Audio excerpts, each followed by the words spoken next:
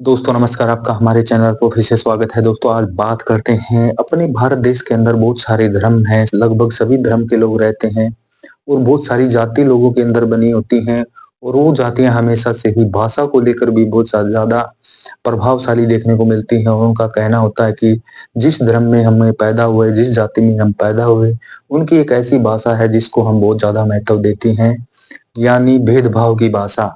हमेशा से ही हम भेदभाव की भाषा को एक्सेप्ट करते हैं, भाईचारे, प्रेम की भाषा को एक्सेप्ट नहीं करते। इसमें आज इस वीडियो में इसी बारे में जानेंगे, कुछ गहराई से बातें जानेंगे, जिससे आपको फ़र्क महसूस होगा कि सही क्या चीज़ होती है, गलत क्या चीज़ होती है। अपने भारत देश के अंदर बात करते हैं तो 2 धर्मों के लोग रहते हैं, हिंदू और मुस्लिम। हिंदू और मुस्लिम जो लोग रहते हैं, हिंदू लोग कहते हैं कि हिंदू राष्ट्र होना चाहिए, मुस्लिम लोगों की अलग माँग होती है।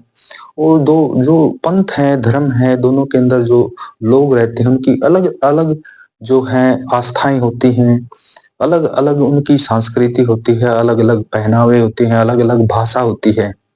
इससे सिद्ध होता है कि बहुत ज़्यादा भिन्नता है, उसके बावजूद भी हम भारतीय हैं और भारतीयों के नाते हमें प्रेम भाव से रहना चाहिए। इस वीडियो में यही बातें जानेंगे। सबसे पहले बात करते हैं हिंदू धर्म की। हिंदू धर्म के बारे में कहा जा रहा है कि हिंदू राष्ट्र होना चाहिए। सोच है लोगों की, कह सकते हैं, माँग है उनकी। परंतु जो हिंदू जो लोग होते हैं, उनके जो धर्म ग्रंथ होते हैं, वो संस्कृत भाषा में लिखे हैं, आपको पता है। वो कितने लोगों को संस्कृत भाषा समझ में आती है? आप इस बात के बारे में मुझे बताइए। संस्कृत भाषा कितने लोगों को समझ में आती है? आती ही नहीं, बहुत कम लोगों को समझ में आती है। उसी तरीके से जो मुस्लिम लोग हैं, मुस्लिम लोगों की जो प्रोफेशनल लैंग्वेज कहते हैं, वही जो धार्मिक लैंग्वेज कह सकते हैं, कुरान जिसके अंदर लिखे है, उर्दू लैंग्वेज, उर्दू कितने लोगों को समझ में आती है, आप बता दीजिए। उर्दू भी बहुत कम लोगों को समझ में आती है, मुसलमानों को ही नहीं समझ में आती।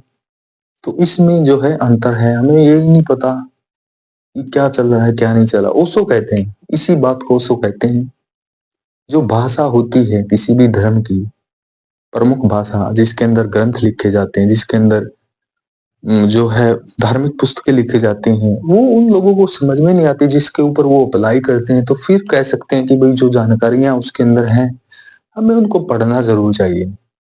उस लैंग्वेज को सीख कर पढ़ना चाहिए कि इसके अंदर वाक़ई में कोई चीज़ें गलत हैं या सही हैं। तो सही चीज़ों को एक्सेप्ट करना चाहिए, गलत चीज़ों को छोड़ देना चाहिए। उसके बाद बात करते हैं कास्ट की। कास्ट जो है लगभग दोनों धर्मों के अंदर है, हिंदू धर्म के भी अंदर है, मुस्लिम धर्म के अंदर भी है। भारतीय अगर है कोई तो उसके अंदर जातियाँ हमेशा से ही मिलती हैं और जातियाँ तो ऐसी हैं, कभी खत्म नहीं होती और ये भेदभाव का सबसे प्रमुख कारण जातियाँ को ही मान जाता है, क्योंकि जातियाँ एक दूसरे को ऊपर नीचे दिखाती रहती हैं और हम जिस धर्म में जिस जाति में पैदा हुए, फिर हम उसको पूरी जिंदगी ही निभाते हैं कि भाई मैं इस जाति का हूँ, इस धर्म का हूँ। तो ये बहुत गंभीर विषय, आप सोच सकते हैं कितना गंभीर विषय है।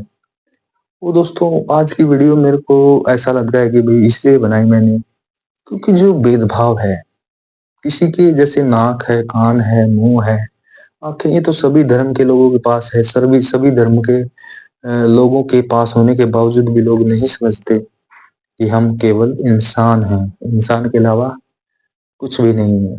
जाति धर्म तो हम खुद बताते हैं ना, ऐसे तो पता ही नहीं लग सकता। सूर्य की कोई जाति नहीं है, पानी की कोई जाति नहीं है, पृथ्वी की कोई जाति नहीं है। तो फिर कैसे कह सकते हैं कि हम उस धर्म के हैं, उस जाति के हैं? ये समझाने के लिए था। उम्मीद है कि आपको समझ में आ गई होगी बातें। तो दोस्तों वीडियो कैसी लगी, जानकारी कैसी लगी मुझे बता देना। धन्यवाद, जय हिंद।